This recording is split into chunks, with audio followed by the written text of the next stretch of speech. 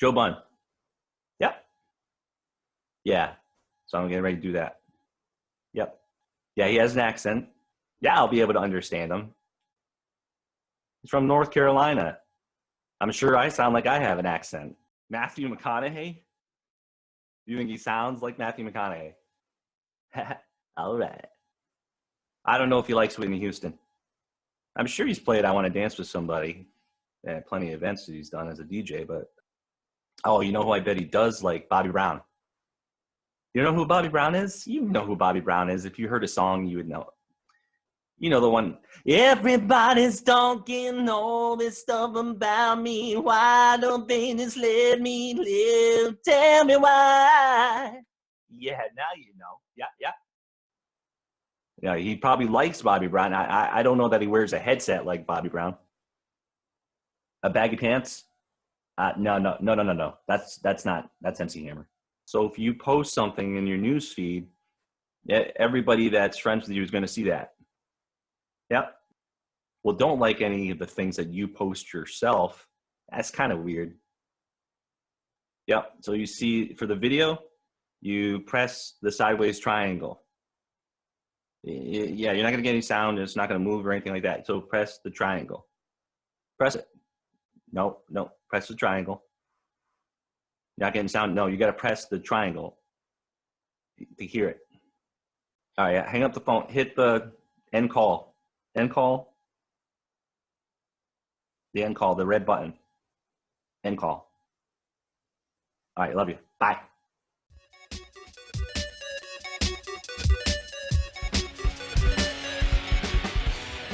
Trying this Bobby Brown headphone thing because people say they can hear me, but Can you sing My Prerogative?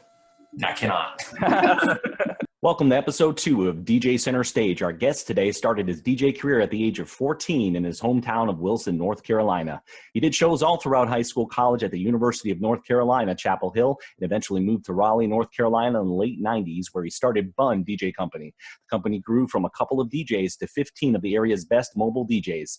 The company performs at over 600 weddings a year and another 400 private, corporate, and charity events. He DJs almost every weekend, but in recent years has been helping other DJs across the country grow their business. He's given seminars at Mobile Beat Las Vegas, Wedding MBA, DJ Times Expo, local regional organizations, North Carolina State, and University of North Carolina, Chapel Hill. He's also been hired by DJs in the U.S. and Canada to help their business in every aspect from branding to sales. It's my pleasure to introduce to you Joe Bunn. Joe, thanks so much for coming on the show. Thanks for having me, Jim. I appreciate it, man. You make me sound important. You're important. Today we're going to discuss how to market yourself successfully with social media, something I personally have to learn how to do a better job of. Joe, when you first started marketing for your company, how long were you unsuccessfully doing it? And when was it that you started to figure out how to do it effectively? And it's funny. I don't know that you ever really hit a point where you think you're successful at marketing, regardless if you do it yourself or pay somebody else to do it. Yeah. And so, I'm just trying to think of when I actually incorporated and went to multi-op. It was probably 2000. So let's just say 17 years ago was when I became a multi-op. And honestly, up until the last 3 or 4, I've probably struggled with marketing. I feel like I've sort of got my program dialed in now, just based off trial and error. And I think that's a lot of why I do things like the consulting, Mike Walter and I that you had on last night, or, do our workshop. I speak at these conferences. And honestly, a lot of the things that I do, I don't even monetize, but I feel like at the end of the day, I've helped somebody save, hundreds of thousands of dollars in marketing mistakes that I've made. So, when we first started, we did everything. We did, not everything, but we did magazine ads. We did every wedding show, which was probably 8 or 10 a year. Some small, some, thousands of brides come through. We did radio ads. We didn't do billboards, but we did it all. And then as time progressed and the internet became bigger and social media became bigger and we became bigger, I was able to not spend that money on those things because we were getting so many referrals. Even now, it's almost everything that comes in needs to be a referral, whether it's from somebody who was at a wedding we did, or they went to a venue and the venue said, you got to get Joe or one of his guys. It's all so referral based now that we don't have to spend that money. But whenever people are coming out of the gate, I always encourage them to try and do it all. If they can afford it, put an ad in the local wedding magazine, do all the bridal shows, go to all the networking meetings. Like, you have to, it's so cliche and it's so, overused, but you have to spend money to make money. It's just, you have to. It doesn't matter how good you are. There's always a DJ better than you are. There's a DJ, working in his mom's basement right now on his skills is probably a better mixer than I am, but nobody knows about him because he doesn't know how to market. So it's a lot of trial and error, but I think that you can not spend 12, 13 years trying to figure it out, but you can really dial it in within a few years if you really track where things come from. So you're still doing bridal shows every year? We do not. So you don't? Okay. No. So I guess it's been, and we did though. Like I said, we start. But I would say, hold on one second. Let me close this mail program. I would say that about. So there's a huge company here that would do one a quarter, and there would be 200 plus vendors, usually 2 days, and they might see 1,200 brides. Maybe 1,000, something like that, 800 to 1,200 sometimes, depending on what time of the year. Like January was the huge one. And about 4 or 5 years ago, we just stopped. It was not, I'm not saying that we didn't book anything from it, but it became inundated with a lot of DJs that just weren't operating on the same level that we were. Okay. That were charging, $400 to do a wedding or $500. It just, and the clients that were coming through were just on that budget kind of thing. And that just wasn't our client, I guess. Okay. There's only one we do, and it's in January. It's at this place called the Carolina Inn. It's a historic hotel in Chapel Hill where I went to school. And it's invite only. It does cost money to be there, but that's the only one we do now. And the main reason I do that one, to be honest with you, is I think it would almost be insulting not to do it because we do so many weddings there. Yeah. I think it'd be insulting to tell them, hey, I'm just not feeling it. Yeah. And so what with the attraction of brides to be, how many are they pulling in the door for their show? A small show like that? Well, let's see. It's 11 to 4, and I think 11 to 1 are only brides that have actually booked there. Okay. So during that 2 hours, it's everybody that walks by goes, hey, Joe, hey, Randy, we got you booked for next September, or, can't wait to see you guys. So it's a lot of that. And then they probably pull in a couple hundred brides throughout the rest of the day. So it's, again, what's considered a small show. And at that one, there would be maybe 3 DJs, something like that. And the hotel's pretty big, so they kind of put us at different places. Those guys are good. They're admirable, skill-wise and customer service-wise. So it's just a better fit for us at this time in our career. Cool. Awesome. All right, we'll be back right after the break. Stay tuned.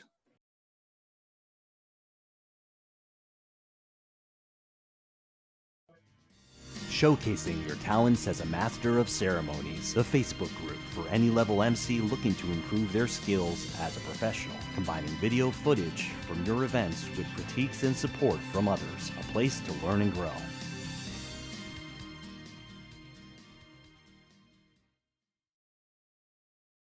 All right, we're back with Joe Bunn from Bunn DJ Company. Joe, I have a question in regard to social media. What types of social media do you find works the best for you? Yeah, I mean, this is, this was something, Jim, that you and I could talk about for days on end. Yep. I'm softly plugging our workshop that Mike and I do. But I mentioned this, I guess it was only 2 or 3 weeks ago that we had our last group here in Raleigh for the PHDJ workshop. Yep. And this was a part that I strongly covered over an hour. What's funny about the most recent group that was here, it was only people that have already been through the PHDJ 1 program. So all these people had already either come here or to Las Vegas to our first workshop. And this was kind of like the next level for them. And so I did a kind of an update course on the social media, which I taught in the PHDJ 1. And literally everything I said, only a year or two ago, depending on when they had come here, had changed. And that's just how fickle or how quickly changing the whole social media game is. We use, looking at my notes here from that workshop, about 6 different things, social media wise, which seems overwhelming, and it is, especially for somebody like yourself. You're saying, hey, I'm struggling with this, that, or the other. The main thing that I always tell people is just pick one and kick it in the ass. You know what I mean? Be really good at one of these things. And then maybe, you can trickle down the other ones and just give them a little bit of your time. So if I was looking at myself in that whole thing I just said, if I'm practicing what I preach, ours is Instagram now. Yeah. I think that any brand that or love, from Adidas to Nike to whatever kind of computer you use or whatever speakers you use, they're all on Instagram, and they're selling on Instagram, and they're monetizing Instagram. If you look at our account, so we're at Bunn DJ Co, BUNNDJCO. You can see that, I guess maybe 3 months ago, I took it back over from Randy that was running it for me, and really tried to dial in the emotion. So I've only been posting current real photographer photos on our page. So if you just open it and scroll through the last, hundreds of photos, you'll see that they're our picture, or not our pictures, but a local photographer took them, who's usually tagged on the photograph. It's anything from a beautiful setting for a ceremony to a bride, dropping it down on the dance floor, to a cute little ring bearer. I mean, and we're getting 100 to 150 likes a picture now, whereas when we were just posting kind of out of focus, dark stuff from the event, not well shot, or just a cake because there's nothing else we found, or we didn't have time. At the end of the day, we're not photographers, we're DJs. We get 20 likes on average. And so we just started really trying to one, look at when we were posting, and 2, what we were posting and what we were saying. And the interaction has gone through the roof compared to when we were just haphazardly throwing things up there. So Instagram, if you're gonna tackle one, I would say that is truly going to be your best bet this day and age. And I would have said Facebook probably a year or so ago. Yeah, and how do you feel about sharing different content on different social media and not repeating the same type of posts and different things? I've heard it's good to do that type of thing. Right, and I used to really try and separate what we would post on Facebook from what we post on Twitter to what we post on Instagram. Lately, if you look at Instagram, right under your picture, there's a couple of little tick boxes where you can tick to post it to Facebook or Twitter, and I have been pushing through the pictures to those. Mm-hmm. One, because Twitter, we just never got any traction with it. It may be different in different areas, but we just never got really any traction with it, regardless of how many followers we had. Yeah. I think it's amazing and incredible if you're a celebrity, you've got 1 million followers, and you can endorse some new shampoo or something like that, but it just didn't seem to take off for us. Then Facebook, once they changed their algorithm, from everything that we know, is that your company page, again, not your personal page, rarely will show up in somebody's news feed because they're trying to monetize their advertising. So yes, you can pay to get Facebook ads and things like that, and you may show up. Your personal page is always still a good way to promote things if you'd like. Yeah. But the Main thing that you really want to do with Facebook is just to have something current up at all times. And that's why we push that photograph through. So, say somebody Googles Bunn DJ Company and they find, in that top few listings, they find our website, but it also has a link to our Facebook page. The worst thing that would happen was that bride or groom clicks on that and they go to a Facebook page that hasn't had anything on it in 6 or 8 months. It just makes you look irrelevant, or I think it actually could scare somebody away from hiring. That's interesting. Yeah, and I think I had the same experience with Twitter. Okay, more after the break with Joe Bunn. Stay tuned. Growing your multi-op DJ business for DJ company owners looking to share their expertise with one another and collaborate, offering suggestions of how to start building your company, retaining your employees, and sharing success stories.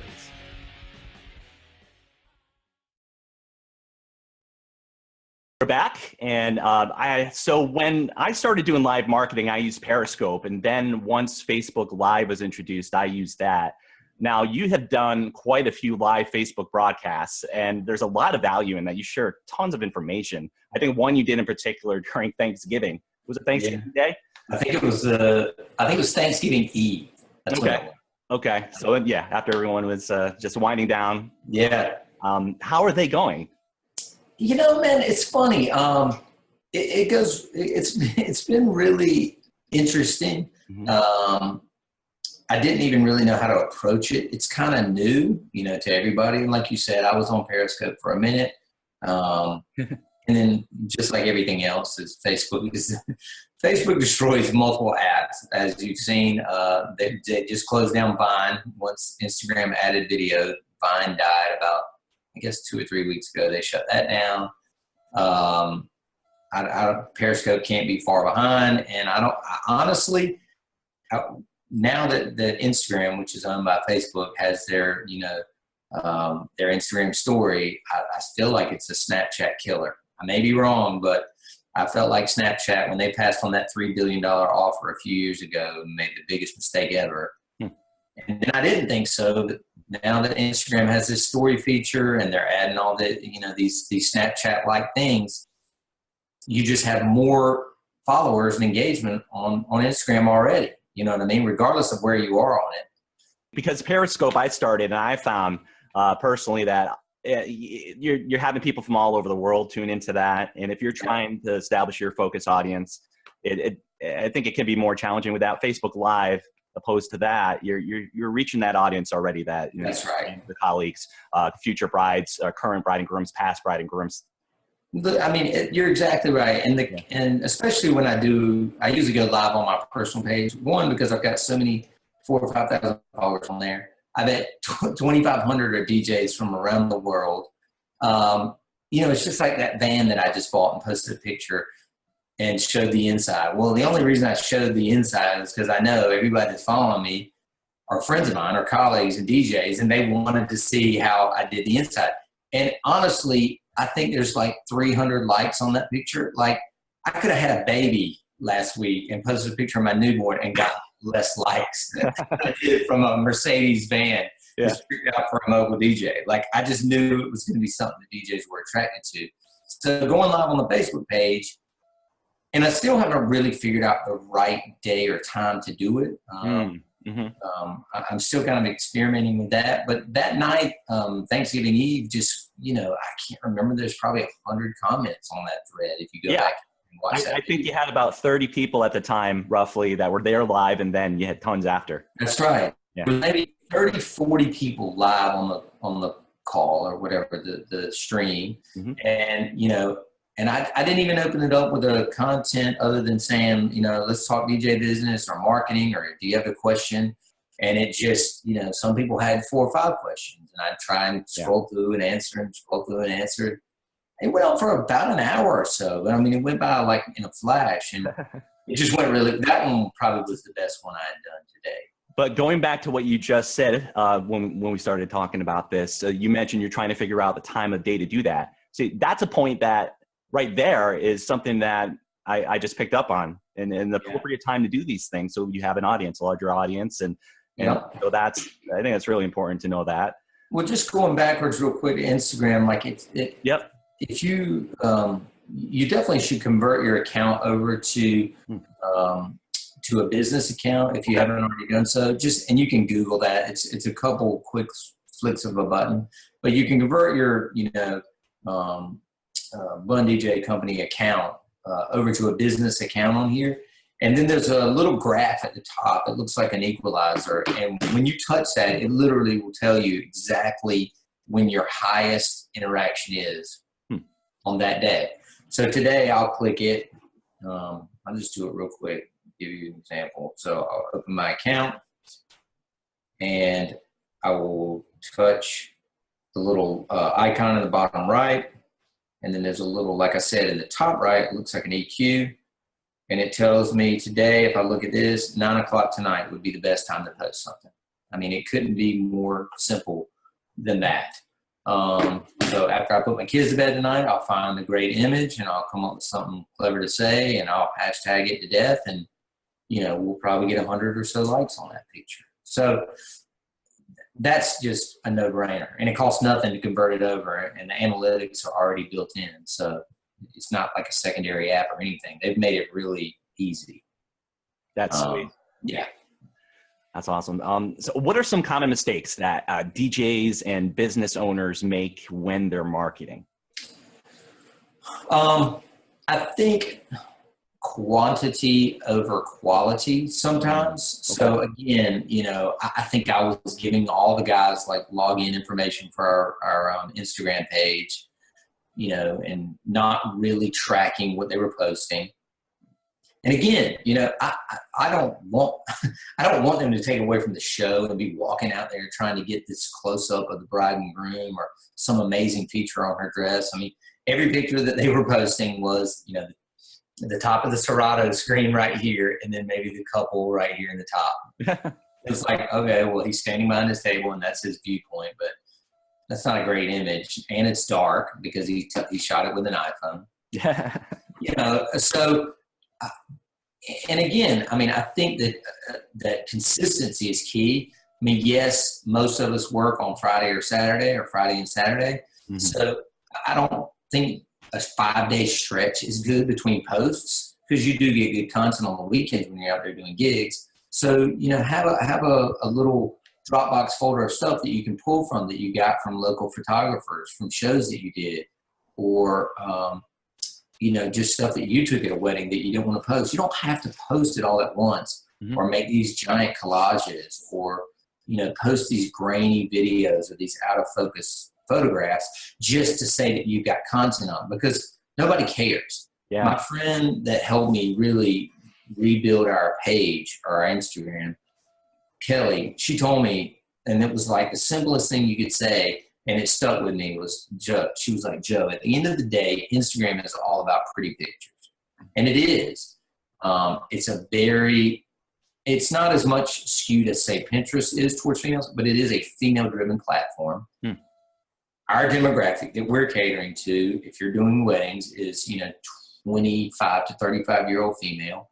So think about these things when you're posting, like nobody cares about your gear. Yeah.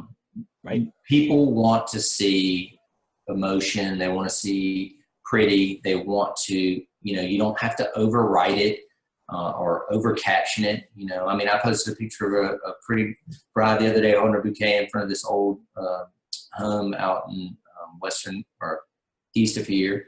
And I just wrote Southern Beauty. That was it. And that's exactly what I thought about. Like the house, the setting, the girl, the flower, everything was just looked like something from, Gone with the Wind or something.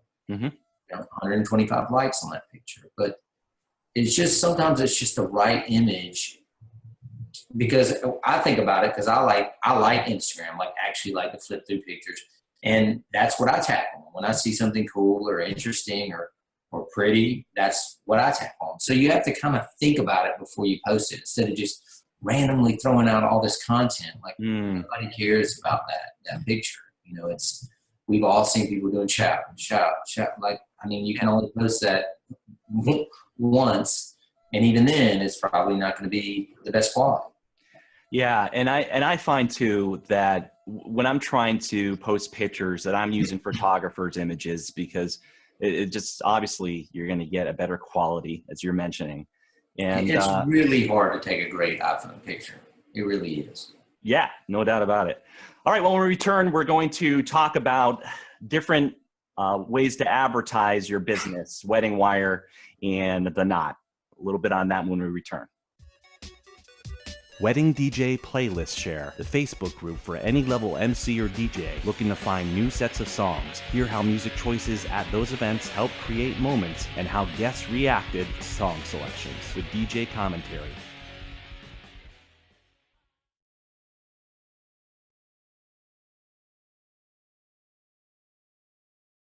We're back with Joe Bunn from Bunn DJ Company. I see these Facebook groups with DJ debates about Wedding Wire or The Knot being a waste of money. I'm always fascinated by it. I think you'll be successful with those advertising websites if the advertisement looks great on them. I mean, knowing what to include for information, having links and the call to action. What are your thoughts about that? I mean, just right out of the gate, I'll say that we spend money with both of them. In fact, I think all four offices that we have. So I own obviously the company and the name and the Raleigh office. I've got David down in Charleston, South Carolina. Frank is up in Richmond, Virginia, and then Brandon is in Western North Carolina. So we all have our own things, but each of the guys are their own owners. Their money is their money, and the money that they spend is their money. They're more, I guess, of a franchise than they are a division of my company, even though they're using my name and such. And I'm pretty sure that all four of us do both. So yes, I'm a fan, and I use it, fan, because I think that they're a necessary evil. So at the PHCJ workshop, again, plug, Mike and I had a panel of brides come in. So we had 6 couples or 3 couples and then 3 brides that just came, without their husbands. Yep. All had used one of my guys at some point in the last, all had used my guys or myself in the last 3 or 4 months. And then a couple of them were actually getting married next year. And we had, several questions that we asked them, but one of the first things that we asked them, and I was actually surprised, was what websites did you use to do your research before you booked your DJ? And every one of them said both Wedding Wire and The Knot. Because here in our market, I felt like, and again, I don't know. I mean, I got married 15 years ago. So I didn't really know, but I thought Wedding Wire had kind of effectively killed The Knot here, even though I was paying for The Knot and felt like we needed it. But they all, and for whatever reason, I think that each of those sites has distinct features that people really like. But every one of them said that they used both of those sites, which made me feel better about paying them every month. Right. So again, I feel like that they are needed. When we follow up after weddings, only push people to Wedding Wire to leave a review. Now, if they copy and paste it over to The Knot, or if they do it on The Knot, absolutely, I'm fine with that. Right. But we've gotten to the point of 800 or 900 reviews on Wedding Wire now, and it's just like that's our push. Whereas, we could ask them to put a review on Google Review, on Yelp, on The Knot, on Wedding Wire, but people aren't going to do that. At the end of the day, our service is done, their wedding's done. If we can get a review on something, I want to get it on Wedding Wire, especially with the traction that we have there now. That's interesting. And I think there are a lot of business owners too, that will do the free listing for both of those. And I think you're definitely putting yourself at a disadvantage because you're not able to share the content. You have limited amount of pictures or video. I'm not even sure if you have video or pictures or just the information. I'm not for certain either. I mean, we don't have the top dog package in either. Yeah. It's like featured or premium or something. We're kind of in the middle, but it's expensive. I mean, there's no doubt about it, especially if you're a single op. Yes. Yeah. yes, I mean, at least put the basic listing up there, at least put the free listing. I don't know how much is going to be seen, but if you can afford to spend $100 or so a month on it, to bump you up into this next category or whatever, I would definitely encourage it. And then track it, like put a link or a drop down box when people fill out your contact form. How did you hear about us? Or if they call you on the phone or they shoot you a random email, just simply say, how did you hear about us? And make sure you either put that in your DJ event planner or whatever software you're using or on a spreadsheet, so that at the end of the year, you can look back and go, well, that was money well spent. We booked 4 or 5 things, we made whatever, $10,000 off that, and I only spent $1,200. That's a no-brainer on ROI there. But if you don't track it or keep up with it, and again, I'm just as guilty as the next person of not doing a great job of that.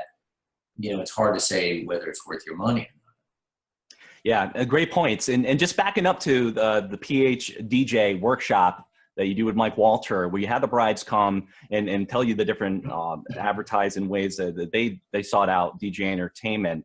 What other things were they sharing? Yeah, that was, sorry, I'm flipping back through some of my slides here.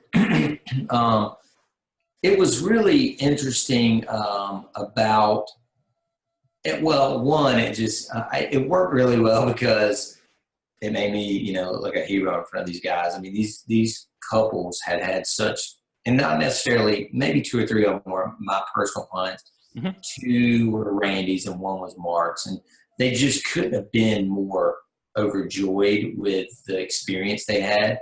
So it made me look like a hero to all these people, of course. But but they were also sharing about just the sales aspect of it and how they hated to be hard sold. How they went, and most admitted that they had seen other DJs, had been to other consultations, and they were being hard sold to, or the guy just had this very pushy personality, or they could tell he wasn't going to do what they wanted him to do.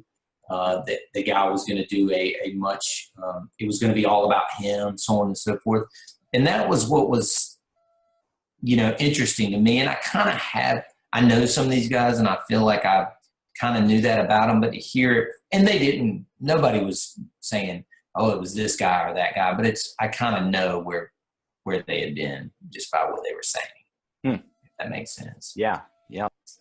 So, looking back over some of these notes and questions that we asked this panel of brides, which I think we sent out a survey after the workshop, and the attendees were really excited about this part.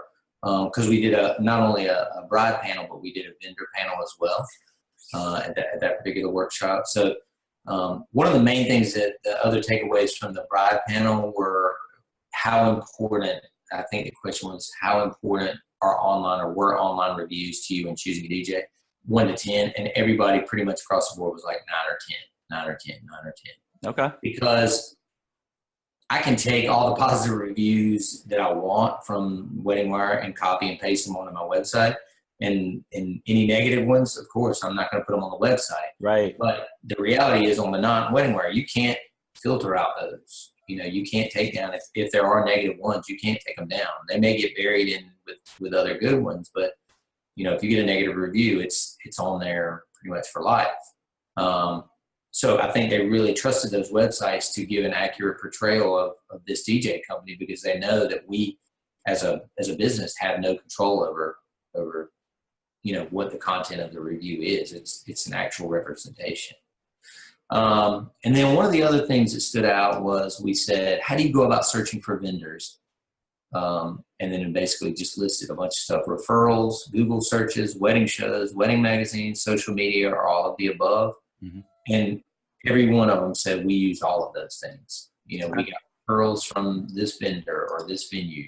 We, Google search Raleigh wedding DJs. We went to the wedding shows. We always had a wedding magazine, like a local wedding magazine, stuck in our purse, kind of like a little, bridal Bible, if you will. And then they would go and check our social media. They'd go on our Instagram accounts. They'd see what kind of stuff we were doing. They'd go and see if we had a Facebook page and if it was up to date. Like, everybody did all of those things in terms of coming to not only us, but any of their vendors. They really like, people get, they're going to spend at the least 25K on a wedding, usually more like 40 or 50. They're going to do their research. They're going to make sure they get the good people, and that's how they do it. They go through all of this process to find you. And it's brilliant. It's a brilliant way of finding out this information by talking to your clients. Yeah, and absolutely. Following up with them after the events. All right, after the break, we'll be back to talk about a melting pot mentality.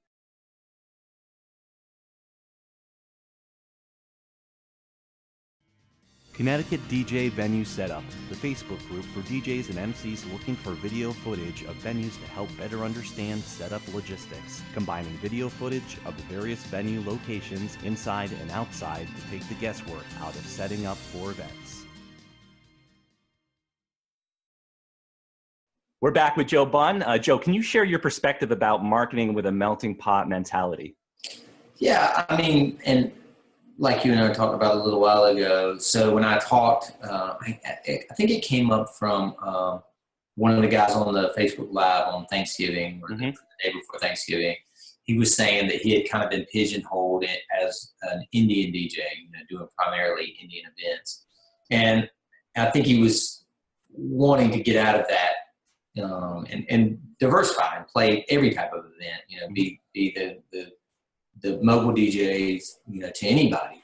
And I think that what I was really stressing, especially in today's culture and America, if you will, is we've got so many ethnicities and religions, races, and that's kind of what makes America awesome, is you've got to be diverse in your marketing.